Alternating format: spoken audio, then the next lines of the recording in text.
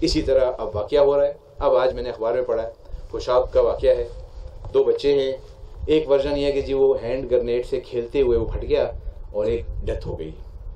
دوسرا ان کا ورژن ہے کہ نہیں جی کوئی مارٹر فائر ہوا ہے, شاید ایف سی کی طرف سے فائر ہو گیا ہے, ایف سی کا مارٹر گولا آیا ہے, وہ پھٹا ہے اور بچوں کی ڈیتھ ہوگی. اس کا بڑا آسان طریقہ ہے.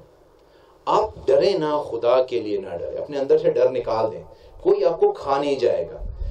ایف سی ہو, پاکستان کی فوج ہو, پاکستان کی فوج سے وابستہ جو افراد ہیں قانون سے بالاتر ہرگز نہیں ہیں.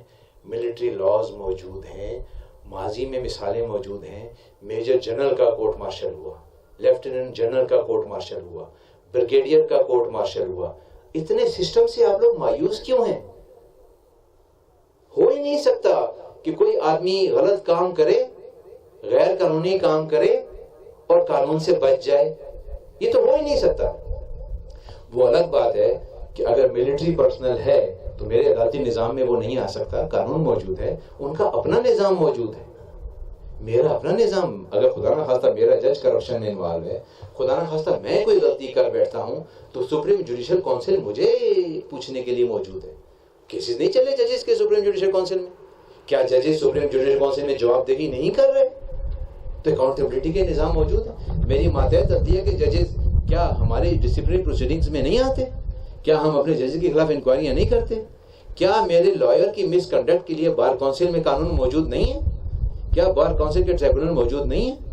بالکل. ملٹری کے ادارے بھی اپنا قانون رکھتے ہیں, وہ بھی قانون اور ضابطے کے پابند ہیں, اور انہوں نے ماضی میں مثالیں قائم کی ہیں. آپ نہ ڈریں, آپ اپنا کام تو کریں. آپ کے پاس وہ آ رہے ہیں, 2 لاشیں انہوں نے رکھی ہوئی ہیں, وہ کہہ رہے ہیں تفتیش کرنی ہے. آپ نے کچھ بھی نہیں کرنا ہے, وہاں سے جا کے ٹکڑے اٹھانے ہیں, اور ٹکڑے اٹھا کے تجزیہ کریں گے کہ یہ ہینڈ گرنیڈ کے ٹکڑے ہیں یا مارٹر گولے کے ٹکڑے ہیں. اگر وہ ہینڈ گرنیڈ کے ٹکڑے ہوئے تو سچ سامنے آ جائے گا کہ ہینڈ گرنیڈ پڑا تھا, بچے کھیل رہے تھے, پھٹ گئے. اور اگر وہ مارٹر گولے کے ٹکڑے ہیں تو ایکسپرٹ آپ کو بتائے گا یہ مارٹر گولے ہیں, پرائیویٹ آدمی کے پاس نہیں ہے. تو پھر آپ رجوع کیجئے اس ادارے سے کہ جس ادارے کے پاس یہ مارٹر گولے ہیں, ان سے پوچھ تاچھ کیجئے. اور اگر یہ بات سامنے آتی ہے تو ان کو اس نظام میں ڈال دیجئے, وہ اپنے نظام میں کورٹ مارشل کے لیے جائیں گے.